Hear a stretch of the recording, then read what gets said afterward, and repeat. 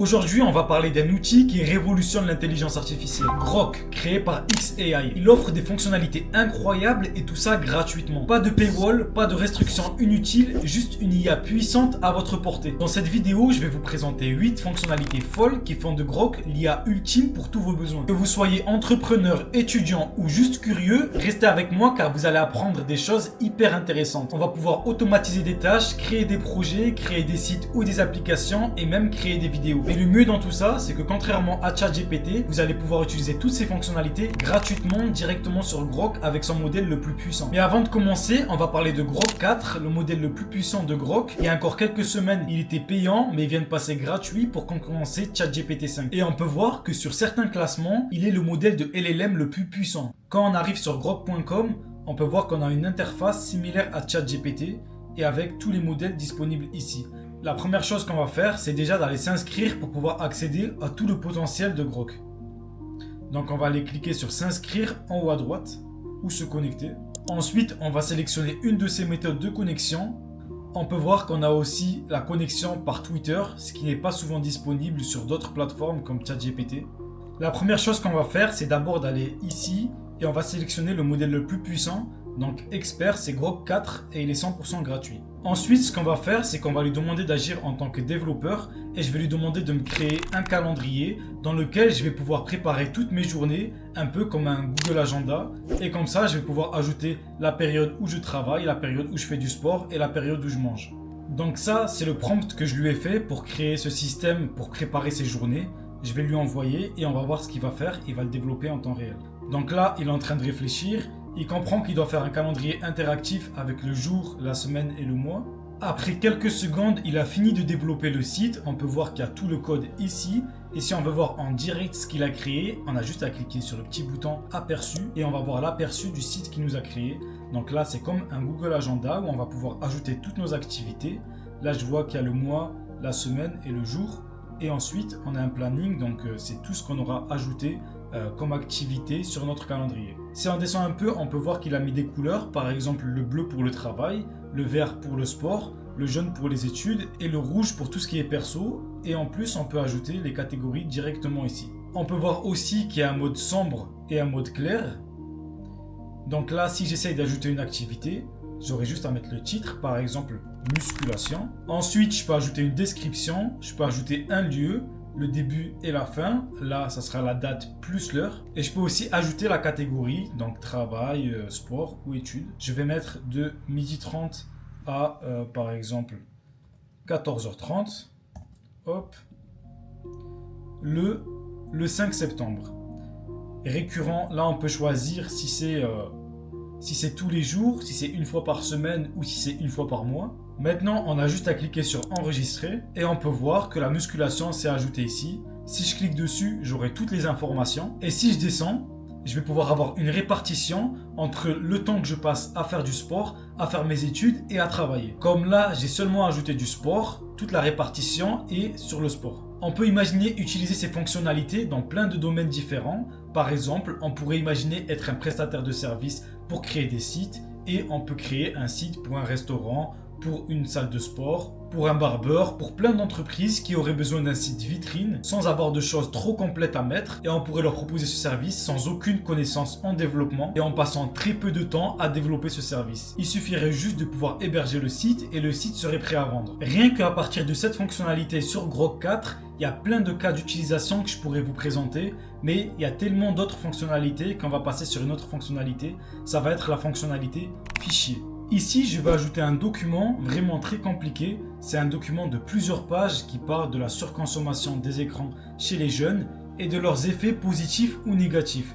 Donc c'est un document assez compliqué à lire, c'est assez lent et pour trouver une information dans ce document, c'est vraiment compliqué. En insérant ce document, on peut le visualiser directement sur Grok, mais il n'y a pas que ça, on peut aussi le transformer. À droite, on peut voir qu'il y a une barre de conversation, un peu comme ChatGPT, et on va pouvoir lui poser tout type de questions sur notre document. Donc par exemple là, je vais essayer de lui dire de me créer un site gamifié pour pouvoir apprendre sur ce document plus facilement. Un site avec des quiz et avec un système de cours où on va pouvoir apprendre le cours et ensuite pouvoir faire un quiz pour voir si on a bien acquis toutes les connaissances du cours. Je lui envoie le prompt et après un peu de temps de réflexion, il va me développer le site et je vais pouvoir y accéder directement et apprendre toutes les informations qu'il y a sur ce document et vérifier si j'ai bien acquis ces compétences grâce à un système de quiz avec un score. Après quelques secondes, on pourrait voir ici le code du site qui apparaît et si on clique ici sur aperçu, on va pouvoir faire tourner le site et voir directement ce que ça donne. Donc là, on a le site, on a un cours sur le premier module, l'introduction, et ensuite on a un petit quiz avec des réponses auxquelles on pourra répondre. Par exemple, là je réponds ça, je sais pas du tout ce qui est la bonne réponse, mais je soumets le quiz et là on voit que j'ai avancé de 14% ici sur le quiz et on va pouvoir enchaîner comme ça tout le cours que nous a fait Grok sur le site pour apprendre tout ce qu'il y a sur ce document. Voilà pour cette fonctionnalité qui est vraiment hyper utile quand on veut des informations sur un document complexe, des informations rapides et précises. Maintenant, on va voir une autre fonctionnalité qui est la fonctionnalité tâche. Pour ça, on va aller à gauche sur tâche, c'est un petit réveil. Et ici, on va pouvoir mettre un prompt qui va se répéter tous les jours à la même heure. Par exemple, là, si je mets ajouter une nouvelle, je vais pouvoir choisir si cette tâche, je veux qu'elle soit effectuée une seule fois, si je veux qu'elle soit effectuée tous les jours, une fois par semaine, une fois par mois ou une fois par an. Donc là, par exemple, je veux qu'elle soit effectuée tous les jours. Là, on va mettre l'heure, donc tous les jours à 15h30. Je confirme. Et ici, on va pouvoir mettre la tâche qui doit être faite tous les jours. Ici, je vais mettre un prompt pour dire que je veux les actualités de l'IA tous les jours. Et on a juste à créer la tâche. Donc on clique sur créer la tâche. Et là, on a notre tâche quotidienne qui va être faite à 15h30 tous les jours. Et ici, on aura toutes les informations sur l'IA tous les jours. Donc par exemple, là, si on veut la tester directement, j'ai juste à cliquer sur tester et on va pouvoir lancer le prompt directement. Et après 15 secondes d'attente, on peut voir que ici, on a toutes les informations. Donc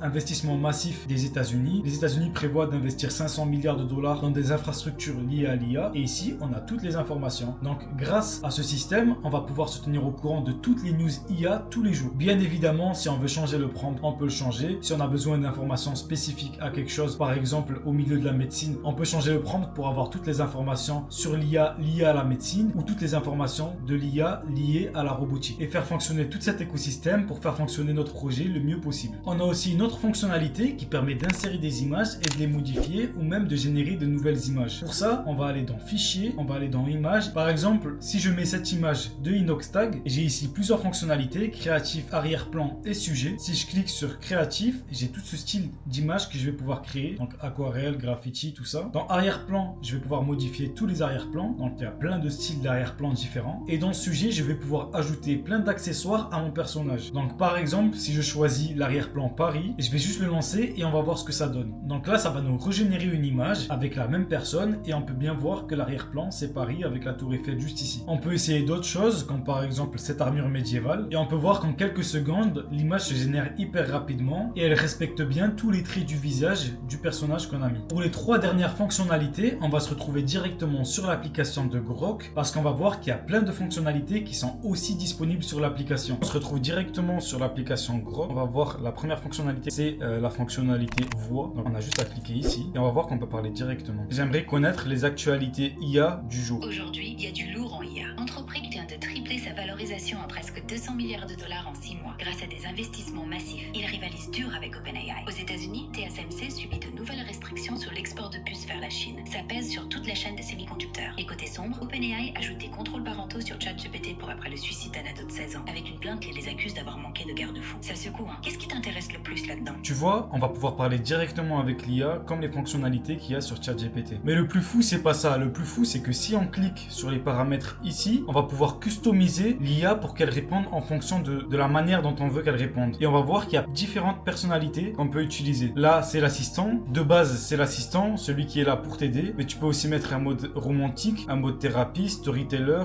histoire pour les enfants. Il y a plein d'autres modes. Ce qui est incroyable, c'est que cette IA est pas du tout restreinte. Tu peux mettre ce que tu veux, tu n'auras pas de problème et tu n'auras pas de blocage comme le font certains modèles comme OpenAI. On pourrait par exemple tester le mode conspirationniste. Hop. Là, on peut choisir la voix qu'on veut. Donc il y a différents teints de voix. Si je mets par exemple Léo, on peut choisir la vitesse. Et je vais pas mettre Léo parce que c'est une voix anglaise, mais je peux mettre Rex. Hop, on ferme. Et on va lui demander à nouveau les actualités IA du jour. Quelles sont les actualités IA du jour? Aujourd'hui, l'IA fait des trucs dingues. Mais attends, c'est pas tout rose. Mistral lève 2 milliards d'euros boostés par Microsoft pour dominer le marché. Mais je parie que c'est pour contrôler nos pensées. Google se fait fumer avec des amendes de plus d'un demi-milliard d'euros en France et aux US. Et Apple bosse sur une refonte de Siri pour rivaliser avec OpenAI. Entreprise triple sa valorisation à 183 milliards. C'est l'argent qui parle, pas l'innovation. Et attention, un robot manipule des objets comme un humain après une seule leçon. Bientôt, ils nous remplaceront tous. T'en penses quoi, toi? On peut voir qu'il a pris la personnalité d'un conspirationniste et qui va dire des trucs un peu en mode conspiration. Mais c'est pas limité qu'à ça, il y a aussi des voix où par exemple on a besoin de motivation, mais de motivation un peu brusque. On peut mettre une voix qui va nous parler un peu mal, du style ouais va te bouger le cul ou des trucs comme ça. Et ça sera pas du tout bloqué sur Grok. La prochaine fonctionnalité c'est Imagine, c'est juste ici. C'est une fonctionnalité qui va nous permettre de générer des images. Par exemple ici je peux taper un éléphant à la plage et directement après, assez rapidement, ça va nous générer plusieurs images d'un éléphant à la plage. Et on peut voir que contrairement aux autres modèles, ça va générer des images hyper rapidement et ça va les générer à l'infini. Plus on descend, plus il y aura des images et ça s'arrête pas. Ça permet de générer plein de types d'images. Et par exemple, si je sélectionne cette image, je pense que c'est cette image qui me correspond le mieux. Je clique dessus et je peux la transformer en vidéo directement. Donc là, je vais créer une vidéo, hop, et ça va lancer un petit chargement à 100%. Et quand ça sera à 100%, la vidéo sera générée. Mais il n'y a pas que ça. Le truc, c'est que tu peux générer plusieurs vidéos en même temps. Donc là, j'ai cette vidéo qui est en train de se générer. Elle est en train d'avancer, mais je peux générer quand même les autres vidéos. Hop, une deuxième vidéo. Et là, tu vois.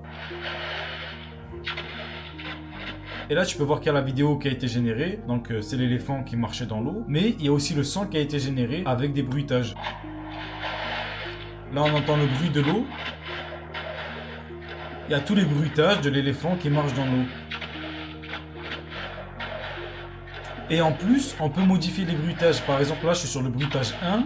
Mais si je veux changer, je peux mettre le bruitage 2. Ça va être un autre bruitage. Tu vois, c'est toujours un son d'eau. C'est toujours un son d'éléphant qui marche dans l'eau. Mais c'est un bruitage un peu différent. Et s'il y a un bruitage qui ne te correspond pas, ça te permet de choisir le bruitage qui correspond le mieux à la vidéo que tu veux. Sur le bruitage 3, par exemple, au lieu d'avoir que le bruitage de l'éléphant qui marche, on a aussi le bruitage de la trompe. Et on peut aussi mettre une photo de nous. Donc si on met une photo de nous, on va pouvoir l'animer, créer des bruitages à partir de notre photo et nous faire des mouvements dans n'importe quelle position. Par exemple, si je mets cette image de Michou avec un fusil, on attend un peu que la vidéo se génère et là on va voir que la vidéo va être générée à partir de l'image avec un coup de fusil et toujours le bruitage qu'on peut modifier sur la droite. Chaque fonctionnalité a sa propre utilité et quand on les combine, on peut imaginer plein de cas d'utilisation différents. Maintenant que tu as tous les outils en main, je vais te laisser t'amuser avec Grok et oublie pas de t'abonner pour pas rater les prochaines vidéos.